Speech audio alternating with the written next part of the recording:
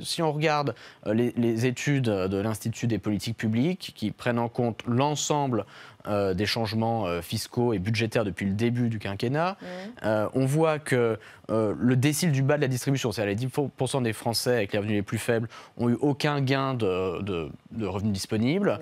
Les classes moyennes ont eu des gains de 2-3% de revenus disponibles et les 0,1% les plus riches ont eu des gains de 4%. C'est quand même eux qui ont le plus profité de l'ensemble des politiques fiscales, budgétaires du quinquennat Macron, ce qui, dans un contexte de croissance quand même très faible depuis la crise financière, vous semble provoquer des inégalités.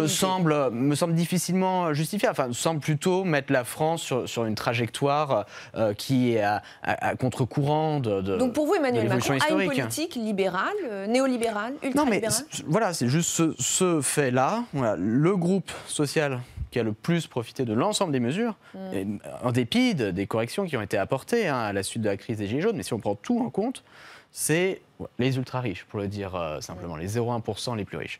Donc ça, c'est un processus qui ne me semble pas très soutenable, si vous voulez, parce que le discours consistait à dire, oh là là, les grands gagnants de la mondialisation, c'est-à-dire les sociétés multinationales, les hauts patrimoines, les actionnaires, sont devenus mobiles, donc on ne peut plus les taxer beaucoup, il faut baisser leurs impôts et augmenter les taxes, compenser le manque à gagner par davantage d'imposition pour les catégories sociales qui ont peu ou pas profité de la mondialisation, les retraités, les petits commerçants.